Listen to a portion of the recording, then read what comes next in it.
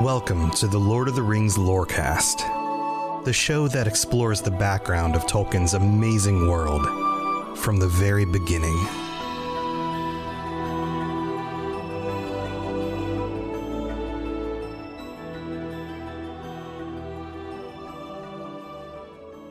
Smaug the dragon is dead, but that doesn't mean everything's going to go smoothly from this point on. And you might be thinking I'm talking about the dwarves and Bilbo, but I'm actually talking about Tolkien himself. But wait, he's not a character in the story. How does that make any sense? Well, here, let me explain to you. One of the things I like to do often when reading books, and I've mentioned this before, is to try to get in the mind of the author. How would I handle this situation? Why did the author make this choice or something else that I wouldn't have thought of at all? And in situations like this climactic conclusion that isn't actually the climax of the story, what do you do? Specifically, we have a situation where some of the characters know what's going on and other characters don't. We have large distances of isolation and knowledge. We just finished up the previous chapter, chapter 14, and we know what the lake men know. In fact, at the end of that chapter, we found out that the elves are also informed. They have been watching and waiting to see what happens. And now that the dragon is dead, both of those groups are working together with plans for what they're going to do when it comes to the mountain and the treasure and the dwarves. And as we transition back to the perspective of the dwarves, we end up with a very different situation. Just one chapter before this, we were following them. It had been days. The dragon was already dead and they didn't know it yet. In fact, they don't know much of anything at the beginning of this chapter. And not only are they lacking in knowledge, but they're lacking in resources. Sure, they have the entire mountain. It's safe. We know that. They have all the treasure. They have armor and weapons and tools, but they don't have food. How could they? The sides of the mountain have been blasted by the dragon. There is nothing growing that they can eat. And it's not like the food that was inside the mountain would still somehow be edible after a few hundred years. That doesn't make any sense. Maybe they could try fishing in the river, but we just saw that the source of that river comes out of the mountain, out of the walls of the mountain itself. And the flow of it is rather quick. Unless there's something like salmon trying to move upstream, there's probably not very many fish that are available in that water. So Tolkien has a few things he has to solve. How do the dwarves get information about what is going to happen? And how does he get them supplies? And in very short time, we know that the men of Laketown and that the elves are on the march. They are headed to the mountain. We also know that the mountain is only about a day's journey from where they were. And sure, they're taking some time to kind of regather supplies and feed themselves and provide shelter for their people, but they are on the move. And the dwarves don't have that much time to respond. So what does Tolkien do here? Does he allow the dwarves to be, taken unawares, only aware of the marching groups, armies, you could probably even call them, especially in the case of the elves, when they see them on the horizon? Then they won't have very much time to do anything at all. If that were the case, then they would be in a situation where they have absolutely no leverage, and they would have to concede to whatever it is that the people of Laketown and the elves would want, and they would have to allow them to take their treasure, whether they wanted to or not. They wouldn't be able to stop them. There's only 13 of them. And that would be a very unsatisfying end to the story. Also, I would imagine that somebody like Thorin would be extremely bitter and want to seek vengeance on these peoples, but that's not why Gandalf sent them on this quest. The first reason was to get rid of Smaug, period, because he knew that things were getting worse, and a dragon actively working on the side of the enemy would be a terrible thing. But secondly, he's trying to rebuild connections between peoples. That's Gandalf's whole MO. That's why he spent so much time with the hobbits and all the different races. That's why everybody had their own name for him. He knows that the cooperation of these groups is the only path forward to their salvation. And much like in the past, when the elves and the dwarves and the men would trade with each other, they would help each other out, just like the elves are helping the men now. If we ended the chapter with those two groups taking advantage of the dwarves in this situation, it would only lead to more conflict. So from Tolkien's perspective, how do you wrap this up? Both in a way that matches what he was hoping to achieve with the story, with the themes of the story and the arc that he had created, but also from a perspective of the audience. How do you take what so many of us thought was going to be the climax of the story, the fight with the dragon, and make that only the second greatest climactic event to something else yet to come? How do you tie together all the threads that have been laid out in the story during the journey into a tight little bow at the end? Well, the answer is to give the dwarves something they don't have already. And I discussed this before with the thrush and being able to communicate, birds communicating. That's how you can, bridge the gap of information and distance is through the use of birds, which we will see in this chapter. But there's also other supplies. What do? They don't have their ponies. They don't have food. How do they get supplies? And he solves that as well. And you might critique this part of the story and go, well, that sure feels like Deus Ex Machina, or it feels like we're going back to kind of a more fairy tale feeling, which we are for a little bit of this. But didn't he already foreshadow how lucky things are? How many times things fall into place without the dwarves actually having to do anything? And it's not just for the sake of the dwarves. When we zoom out and we see the bigger picture, it's for the sake of all the free peoples. So I know my intros normally don't go this long, but I wanted to lay that all out before we get into the details at the beginning of chapter 15 so that we can see this through those eyes. So come with me. Let's explore the beginning of that chapter, the gathering of the clouds.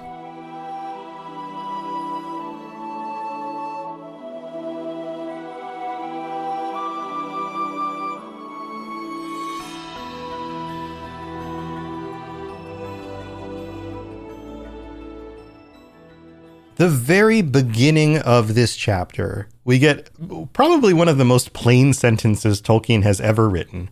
Now we will return to Bilbo and the dwarves. It almost feels like, I don't know, the kind of thing you'd see in an old TV show where they change one scene to the next and, I don't know, there's something on the screen that like the text that pops up or the narrator says, and so now we return to Bilbo and the dwarves, or, something like that.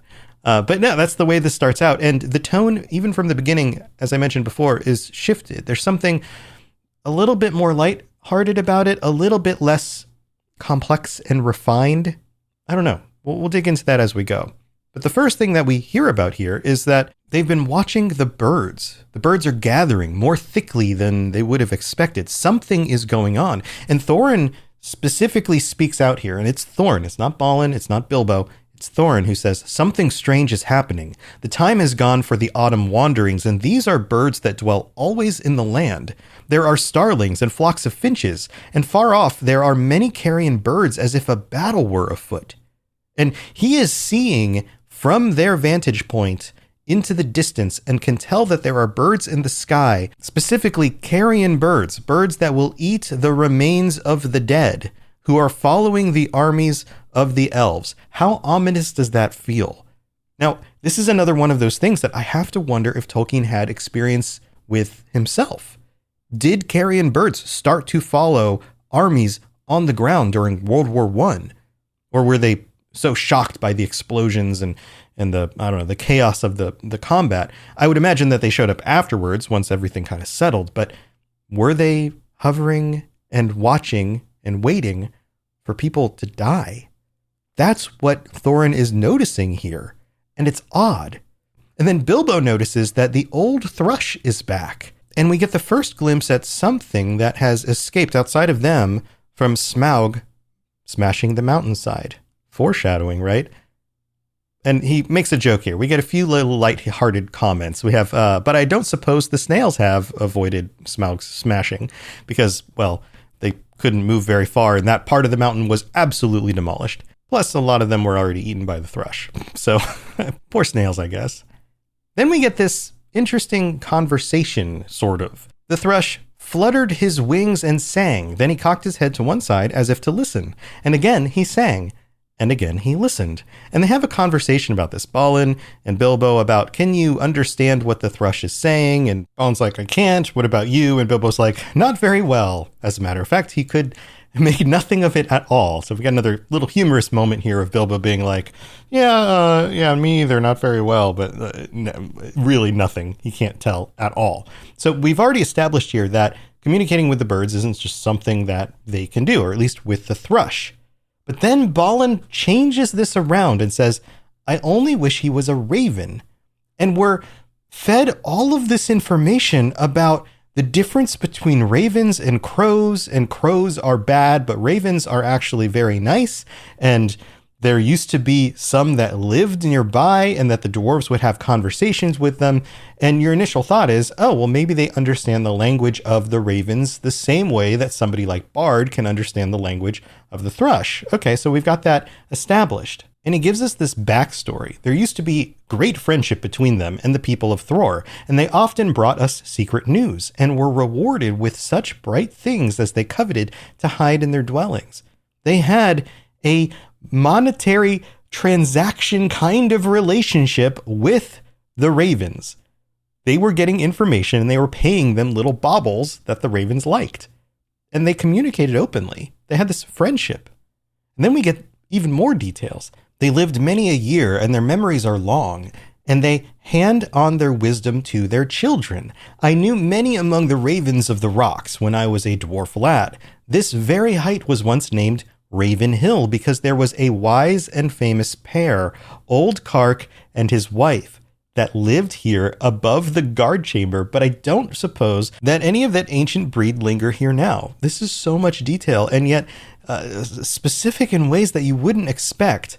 Wait, Kark and his wife? You have pairings? Ravens marry and marry for life, I would suppose. And also, they must have lived a very long time for this location to be named after those two birds specifically. Not just the ravens who were often found near this hill, but those two specific ravens. Seems kind of peculiar, but we're told to just go with it. And then the thrush gives a call and flies away, and Balin says, okay, maybe we don't understand him, but it seems like he understands us because he has a lot of experience, I guess, talking with birds. And then another bird shows back up. It's as if the old thrush goes and finds his friend, this old raven. He's getting blind. He can hardly see. He's even balding like an old man. He's aged, but he's also very large. And he lands there, he bobbles around, and then he starts talking to them. Now you might be thinking, this seems kind of silly. This is very fairy tale-like. And you'd be right. This is very fairy tale-like. In fact, there is a lot of precedence in myth and fairy tale and old stories for birds, the communication of birds, people turning into birds, all sorts of fun stuff. We're going to get into that in the bonus episode this week, so I'm not going to bog down the details of The Hobbit with that. But if that's something you are interested in, check out the Patreon. But anyway, we get this conversation, and this is the kind of conversation that when people make fun of fantasy dialogue and lore dumping, this is exactly the kind of thing that they point out. So imagine you're not somebody who's already bought into this fantasy world. You are somebody who is unsure about reading The Hobbit or The Lord of the Rings or even seeing the movies. You're like, well, this is all a little bit silly. Listen to this with that perspective, and you will get why people might think that. O Thorin, son of Thrain, and Balin, son of Fundin, he croaked, and Bilbo could understand what he said, for he used ordinary language and not bird speech. I am Roak, son of Kark. Kark is dead, but he was well known to you once. It is 100 years and 53 since I came out of the egg, but I do not forget what my father told me. Now I am the chief of the great ravens of the mountain. We are few, but we remember still the king that was of old. Most of my family are abroad, for there are great tidings in the south. Some are tidings of joy to you, and some you will not think so good. Okay, so can you imagine this being your impression of fantasy literature and the majority of what fantasy literature sounds like? And let's be honest, there is a lot of fantasy literature that does sound like this. It does happen. And it may happen because it was inspired by dialogue like this in The Hobbit. So, I mean, I guess we could say that Tolkien carries some of the blame for that, because this does come across very stilted, very info dumpy, very tell and don't show. And I will often give Tolkien, I mean, let's be honest, I'll often give Tolkien the benefit of the doubt, and I'll try to figure out, okay, well, why would he write this like this? And I think there's a reason. He writes this like this because this is how some of those old texts were written. They were info dumpy, and they would fill in the gaps in the story when they couldn't just show you what was happening. So yes, this has precedent in those writings, but you could also argue that the reason why those ancient texts would do that is because they were not being crafted by master writers. They were being recorded and written down and changed over time, and somebody just had to fill in the gaps of the information that kind of fell away, or maybe info was added later and they needed to justify it. So from that perspective, this does come across kind of sophomoric. But let's turn the perspective around. If you're somebody who is familiar with those works, then this would exactly be the kind of thing that you would expect from something that's trying to sound like an ancient text. So there is justification for doing it. It just depends on your perspective. And then we get the most important line of all of it. Behold, the birds are gathering back again to the mountain and to dale from south and east and west, for word has gone out that Smaug is dead. This is how Tolkien solves the information problem again, not just with the thrush conveying the information about watching Bilbo and the dwarves open the door and Smaug being let loose and talking with Bard and all of that thrush stuff. It's the birds in general, the ravens who can speak common, filling in the gaps. And this works for the story because the dwarves would have no way to get that information otherwise. Like I talked about at the beginning, if they were caught unawares right here and did not know that the dragon was dead, they would not dare to go back inside the mountain because they would expect that the dragon would return. They would be stuck outside. They would be surrounded by the armies that were marching up to the mountain without the information, without the ability to defend themselves, and they would just have to acquiesce to whatever demands were put on them. But instead, they are prepared, and they are prepared in just enough time to create a little bit of a defense, enough to give them the power to negotiate, which we'll see in future episodes. Now, does this feel like a Deus Ex Machina? Well, not really, because we have already established that lots of different people can communicate with birds, seemingly. The elves seem to be able to, Bard can, and now we know that there's a history of the dwarves doing it as well. The one thing I would change is to have Balin tell a little bit of a story to Bilbo when Bilbo notices the thrush and say, at that time, oh, if only this were a raven, we could get information from him because we used to speak with the ravens. That's all it would have taken. And then you would have been able to foreshadow this section a little bit better. But I guess, I don't know. It's a kind of a minor detail, and who am I to critique Tolkien? So at this news, the dwarves are just celebrating. I would have to imagine that they are dancing and they are singing and they are cheering and they are talking over one another because they had no plan to get rid of Smaug. They were just kind of bumbling around, hoping that things would work out. And it did. It's time for that spring reset. I'm taking a look at everything in my closet and figuring out that, oh no, this absolutely needs to go. And it's about time I replace things so that my clothes aren't older than my 15-year-old. Now you might think that they lasted that long because they were well made, but no, they're in terrible condition. Unlike the new jeans I just got from Quince. Jeans have always been my personal go-to because you can kind of wear them for lots of different things, but maybe they're not your thing. Maybe you're looking for, 100% European linen with insanely soft flow knit activewear fabric. It's definitely getting warmer, and their flow knit activewear is moisture wicking, anti-odor, and soft enough that you'll actually want to wear it every day. So pick out what you want. You can't go wrong because they have prices 50 to 60% less than similar brands. And like I said before, they are high quality. I continue to wear their clothes all the time, and I know that these new jeans are going to last me a lot better than the other things in my wardrobe. And on top of it, They look great. They're so comfortable. And I spent just as much on the jeans that I am now cleaning out of my wardrobe. So if you're looking for something better, just all around better, go check out Quince. So go do it right now. Refresh your wardrobe with Quince. Go to quince.com/ringslore for free shipping and 365-day returns. Now available in Canada too. Go to quince.com/ringslore for free shipping and 365-day returns. Quince.com/ringslore. And because of that, any reasonable person would expect that somebody like Thorin would be extremely grateful for Bard, the people of Laketown, putting down Smaug, because without that, there is no chance that they would have been able to get their treasure back, to get their kingdom back. But things don't quite take that turn.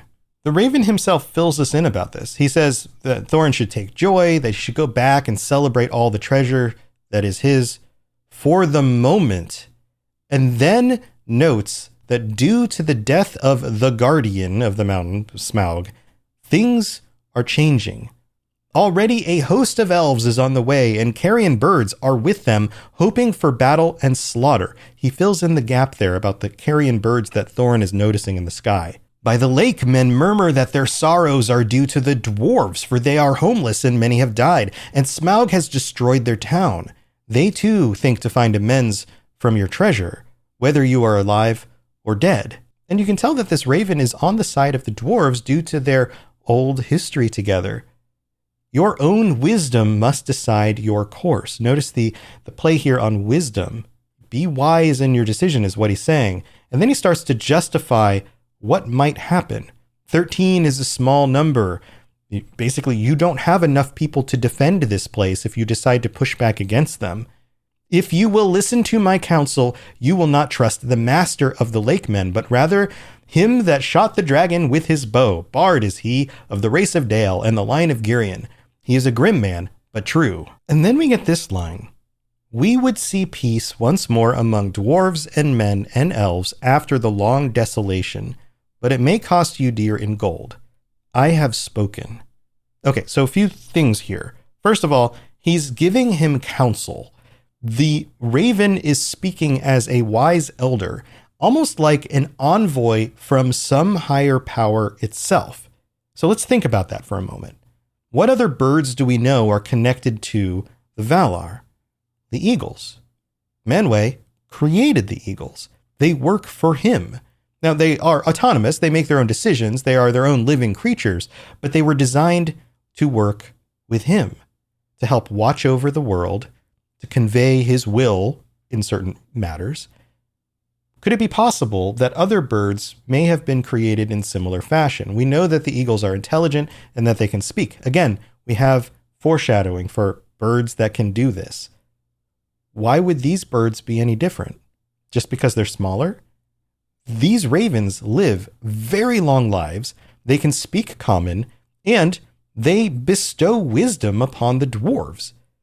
These might be a direct line to the Valar, even though it is not specifically stated at all. Another hint at this is the very last sentence, I have spoken. This is a definitive kind of thing that you say when you are somebody bestowing wisdom on somebody else. This feels kind of biblical. And what is that wisdom? Well, the desolation divided these individual groups, the dwarves, the men, and the elves. Now that the desolation is over, the dragon is killed, there is no physical or any other sort of distance between them. There is no hindrance to them working together again, but there will be a cost. He's telling Thorin, spend the money. Give up some of your gold so that we can have peace and cooperation. What's Thorin's reaction to this? He burst forth in anger. And he's polite. He says, our thanks, Roak Kark's son, sounding all official. You and your people shall not be forgotten, but none of our gold shall thieves take or the violent carry off while we are alive. And he goes on from there. But what does that remind you of? Thieves taking my gold. This sounds a lot like Smaug already. And then immediately we see his plan take shape. He tells Roak to help communicate with his kin at a distance. Specifically, his cousin Dine in the Iron Hills, specifically because they have many well-armed people and that they are closest to them. Notice closest to them was not the first thing. The first thing mentioned is that they are well-armed.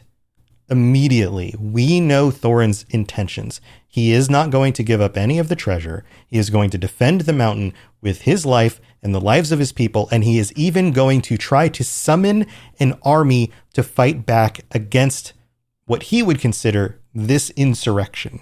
And how do we know that this is a bad decision? Because Roak has a response.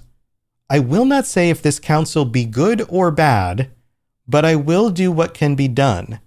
Then he slowly flew off. So he's going to help. He seems to be wisely telling Thorin, use your gold, make sure you get peace here. But then he's like, yeah, maybe that's a good idea. All right, I guess I'll help still. Like, that is not the enthusiastic response you would want from somebody who's offering you help in this situation. And so immediately Thorin's like, okay, back to the mountain. And then Bilbo lightens the mood again and cries out, and little food to use, in response to, we have little time to lose. It rhymes, right? And it's about food, but it's an important point. They were lacking information, which they now have. The one other thing that they were lacking is food, is supplies. You can't fight to defend your hoard of gold if you're starving. And at the end of this section, we get a whole lot of detail about how they use the tools to figure out how to fortify the front gates, because of course that was blown open. But every other passageway that they check, and they know the layout of this mountain, is closed, is blocked, is destroyed. There is no other way in than through the front. And we know this for sure because they know the mountain. And we get these details in a very Tolkien-esque kind of way, where they build this barrier in the front with little holes they can see through and they can shoot through if they need to, and also an opening for the river to still continue flowing out. Now, you might think that this is a weakness, but with that much water coming out of the opening, there's no way anything could come in through it, and the river has to go somewhere. So it works. In fact, we're told that there isn't even a door. They have to climb up a ladder to get in and out.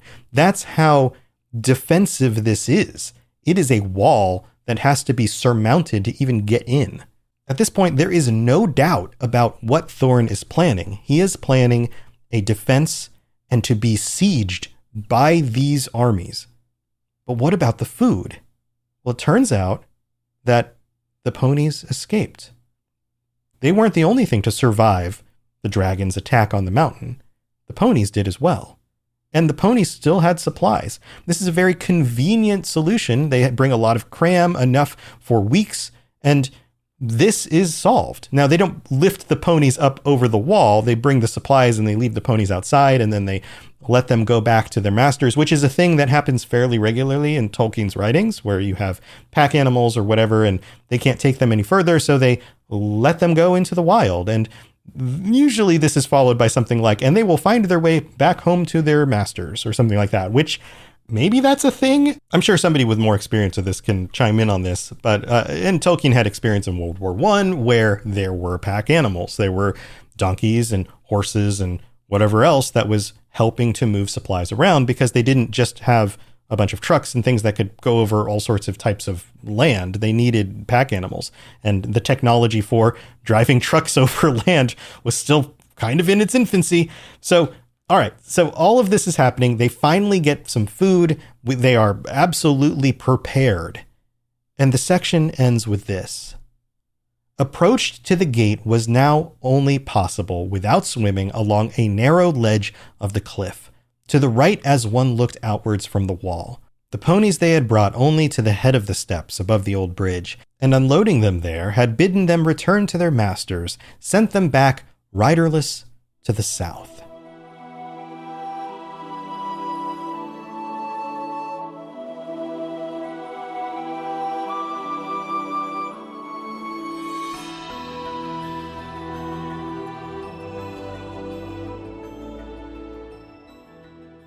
Thanks for tuning in again. I hope you enjoyed that episode, and welcome to our newest patrons. This week on our Patreon, we're going to be going more into birds in mythology and how this all kind of connects into the story and has precedent. which is going to be very cool. So stick around for that if you are a patron, or if you'd like to sign up. Patreon.com/LOTR Lorecast is where you can do that. There's a link in the show notes. Also, welcome to our newest patrons. We've got Taylor A, Kaylin, or hopefully I'm pronouncing that right, Kaylin C, Thorbjorn B, Adam J, and Hall Epic. I hope I probably butchered your names. I'm so sorry for that. But, words are hard. That's kind of my thing. So also, thank you to all the VIP patrons: Fulcrum, Apollo, Daniel Nightweaver, Richard J, TJT, AK Music Lover, Barney D, Azzle Razzle, Lori B, Mason Weathertop, Jezer, Gimli a Break, Divine Madman, Rosie Rose, Ginger Fury, Huon is my hero, Aldarian was right, Averiel, Matt, Party Snacks, Single Ent Looking for Entwives, Matuli, I think I'm pronouncing that correctly, Norwegianius Balragius Hunterus, Chris K, and Bruce W. Thank you so much for your support. Also, we got a new review that came in the last week. I don't think I read this one out last time. This is from White Vine in Middle Earth, who writes, "Nice explanation of the books. I love how you explain things in detail and do it in a fun way. Great podcast. Keep up the good work." Well, thanks so much, White Vine. I really appreciate that. And thank you to everybody for continuing to listen to this show and be a part of it. Even if you are somebody who just tunes in every week, thanks for being here. Genuinely. All right, I'm going to let you go. Until next time, if I guess a raven comes and gives you some wisdom, maybe listen to him, because he's an ancient raven who can speak common and probably knows a lot more than you do. So there you go. I'll see you next time. Thanks for listening to the Lord of the Rings Lorecast. If you'd like to learn more about other fantasy worlds, check out my other podcasts, The Elder Scrolls Lorecast, The Witcher Lorecast, and more at robotsradio.net. If you'd like to reach out, I'd love to hear from you. Send me a note on Twitter at robots_radio, or join our amazing community on the Robots Radio Discord. There are links in the show notes, or just search Robots Radio Discord, or find the link on robotsradio.net. I'll see you next time.